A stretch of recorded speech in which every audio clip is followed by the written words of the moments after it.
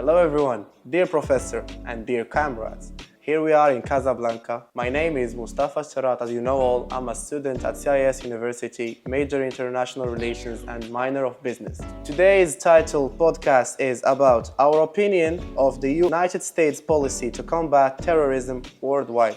We will be spitting facts and speaking at the end about our opinions. Here you have my dear host over here, and he will be presenting himself. Hello everyone.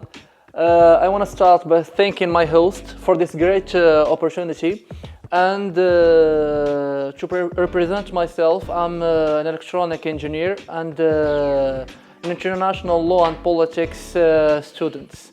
Thank you, my dear friend, for this great opportunity, and it's my pleasure to be in this crucial conversation about a crucial topic. I just want to add, guys, don't take him for a shy person. It's just the tracks of the camera and everything. This guy, as you will see later, is a smart guy who will be asking me questions, and at the same time he will be giving you some facts and opinion as well as me. Thank you, guys.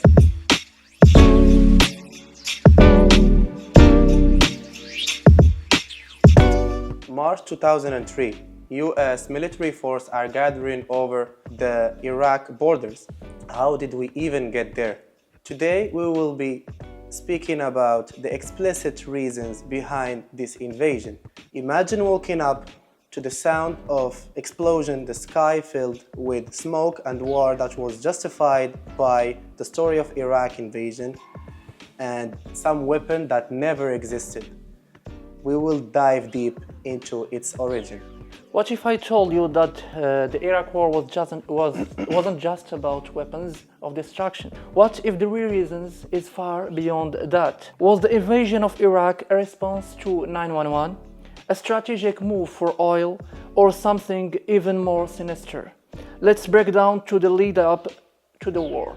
My first question to you, my friend, how has the war on terror affected insurgency in the regions where it has been implemented, like Iraq and Afghanistan, for example? As I mentioned before, the United States not only attacked Iraq for these reasons, as I mentioned, the weapon that never existed. The US led this war against the Iraq initially to weaken Saddam Hussein and the regime created, but also they created a power vacuum that fueled some insurgency. As a former Bahajist and jihadist group like Al-Qaeda in Iraq resisted American occupation, the 2003 invasion and the disbanding of the Iraq military led to widespread instability, allowing the extremist groups to recruit disaffecting Sunni fighters. This chaos eventually contributed to the rise of ISIS, yes. Which exploited the sectarian tension, and they weakened the Iraq state to establish a brutal caliphate. So you, dear friends, understand the meaning. And made an unstable situation, unstable situation in the Middle East borders. Let's move to the next question. What is your opinion on the immunity granted to US troops during international anti-terrorism operations? Well, first of all, guys, I will be speaking about facts. In Iraq, the immunity granted to the US troops and the significant tension, especially after the incident like the 2005 Haditha massacre and the 2007 Blackwater killings, where civilians were killed by accountability, was limited. Many Iraqis saw this is a violation of their sovereignty. And also, fueling anti-American sentiment, the issue contributed to Iraqis' decision not to renew the US troop presence agreement in 2011, forcing an American withdrawal. But a matter of fact to add that the US does not even recognize the International Criminal Court decisions. So to add more to what my hosts were saying, the US does not recognize the ICC jurisdictions over its personnel, leading to accusation of hypocrisy And countries hosting US troops may feel disrespected if their legal systems are bypassed. And furthermore, immunity can fuel anti-American sentiments, especially if local populations are see justice being denied. Moving to the third question, in your opinion, how does the Bush Doctrine align with the principle of state sovereignty? To start with, the Bush Doctrine, which justified the preemptive military action against perceived threat, directly challenged the principle of state sovereignty by allowing the United States to intervene without a country's consent. In Iraq, 2003 invasion was carried out by the United Nations authorization, undermining the Iraq sovereignty. Well, to explain here, they give them the right to go there without the consent of Iraq. The authorization undermining Iraq's sovereignty and setting a precedent of unilateral action. This approach sparked a global debate, as critics argue it weakened international law and justified regime change under the guise of security concerns. Before moving to our last question, Sure. Mustafa, which approach has proven more effective in preventing atrocities? The International Criminal Court procedures or US policy? Well, first of all, I would start by saying the effectiveness of preventing atrocities depends on the approach taken. The International Criminal Court focuses on legal crimes and crimes against humanity, but it often struggles with the enforcement due to the lack of cooperation from powerful states.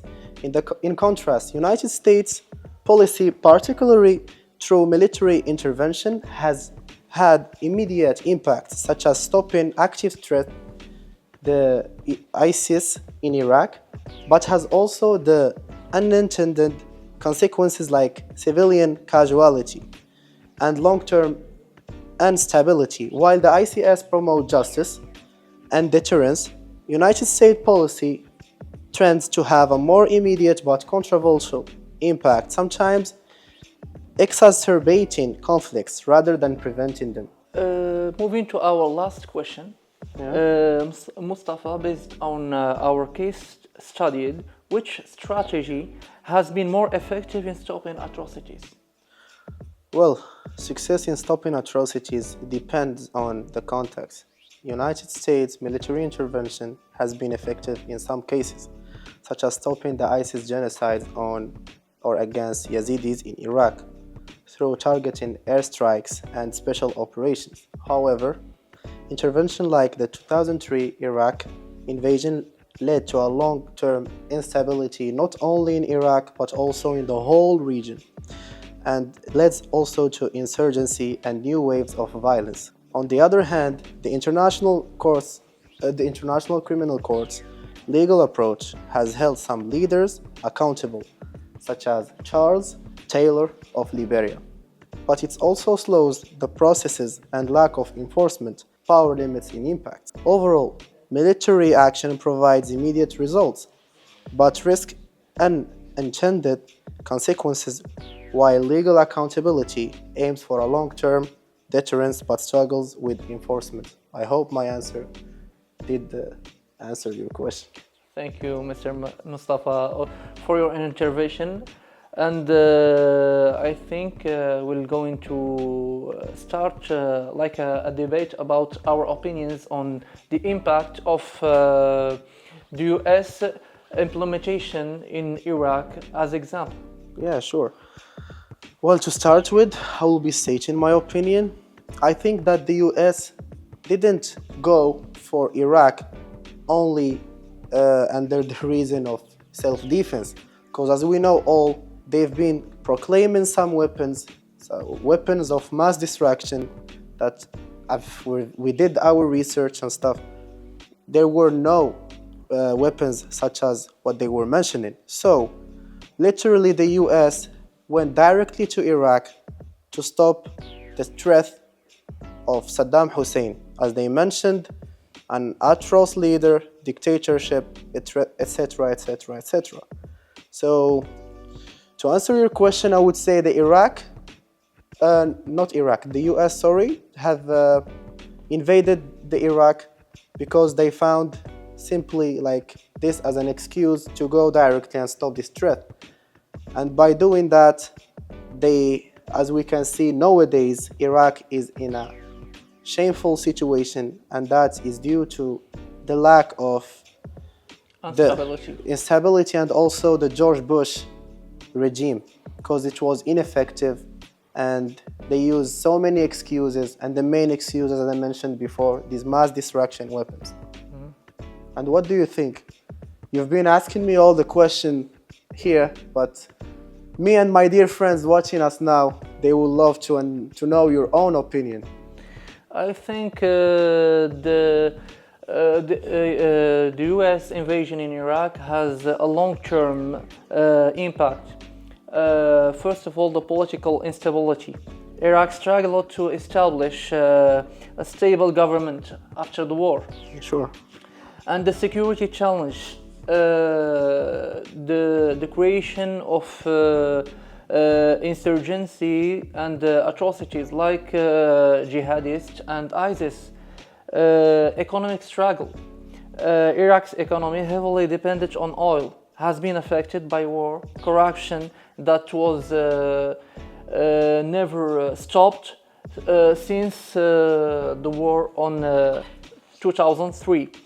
And also the foreign influence, and the invasion increased Iranian influences on Iraq as Iran backed Shia militias and politicians, further complicating regional dynamics and instability in the whole Middle Eastern area. Well, to add, sorry to interrupt, I would say that we should have already said this in the beginning. We haven't gave you a short background on Saddam Hussein, the leader. We just gave him some adjectives to express the atrocity and dictatorship, etc., etc. But you should know all that Saddam Hussein, not only a dictator over his civilians, but he went far more than that, and he went to take over Yemen just because he wanted more between 10 to 15% of worldwide oil that time, and also was planning to take over the Arab Peninsula and also the whole Middle East. He has some atrocious views, and I think that is one of the main reasons that pushes the US to find a small implication and small detail to go there and fight him and stop him and make a stop to the threat of the balance of security of the US. In contrary, I think the US invasion of Iraq created a ripple effect in instability of the region, and the power vacuum is left behind fueled sectarian violence, strengthened extremist groups, and reshaped regional politics, with consequences still felt until today. Well, as you can see, guys, here we're having a debate.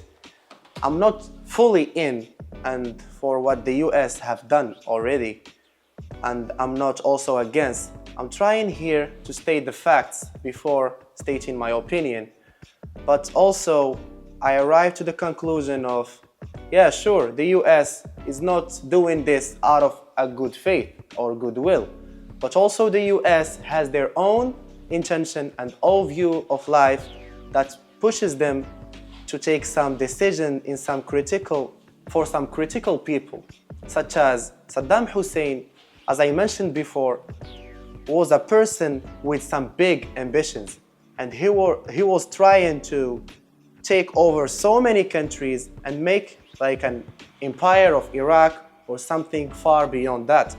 So that's also create some instability for not only the region, but also for the United States, for the Brits, for the Russians, for also the Soviet Union.